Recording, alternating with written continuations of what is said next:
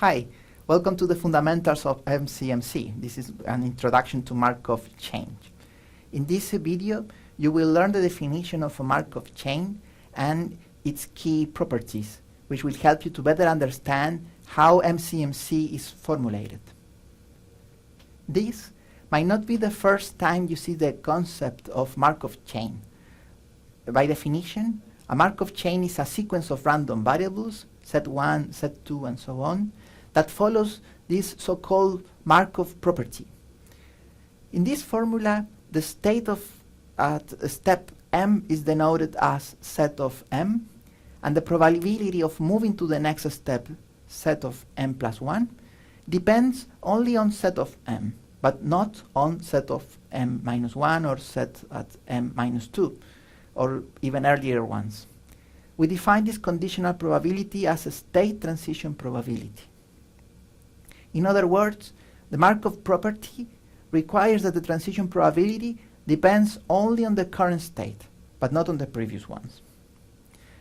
A Markov chain can be built either in a discrete space or in a continuous one.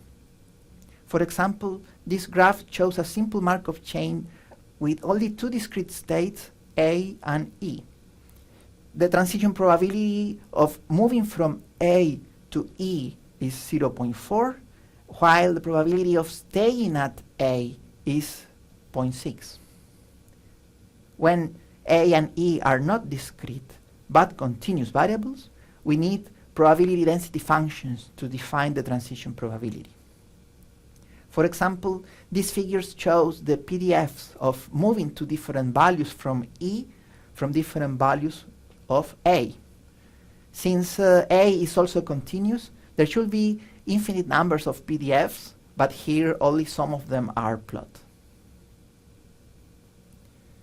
Apparently, transition probabilities are important parameters to define a Markov chain, and we denote the transition probability from state set I to state set j at step m as t sub m, from set I to set j.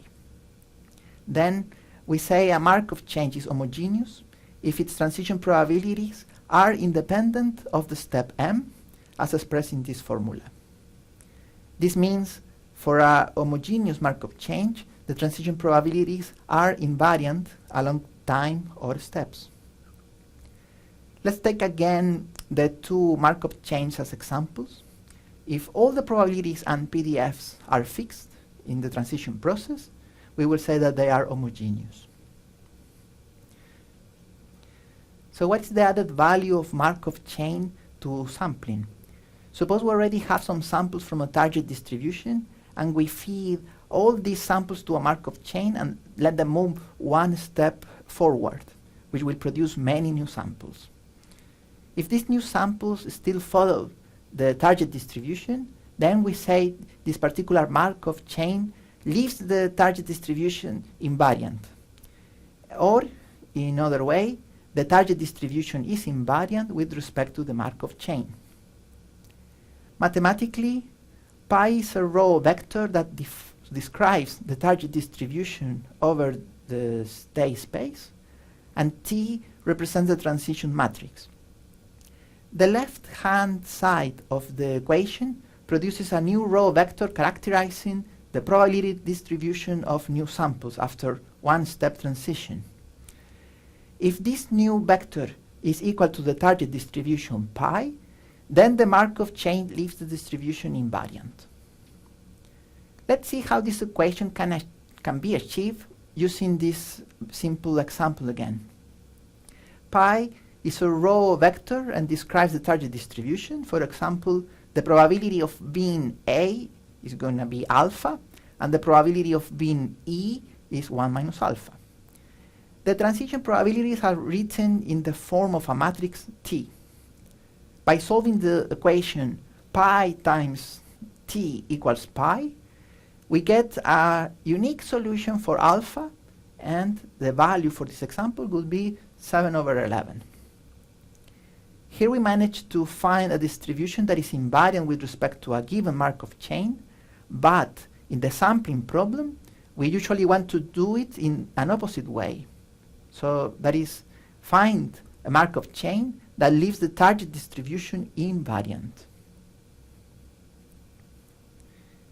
However, directly finding a Markov chain is not easy. An alternative is to establish a Markov chain that satisfies a sufficient condition. That is, if a Markov chain satisfies this so-called detail balance property for a target distribution, then it can leave the target distribution invariant. For example, it can be easily verified that the distribution we just solved satisfies this detail balanced property. Usually, such a Markov chain is called to be reversible. So far, we know that if we want to generate samples from a target distribution, we can try to establish a reversible Markov chain for it. However, this is not enough. One more thing to be ensured is that the Markov chain we are going to use for sampling is ergodic. Why? Let's look at this simple example. An identified transformation, the transition matrix of which is an identity matrix, naturally leaves any distribution invariant.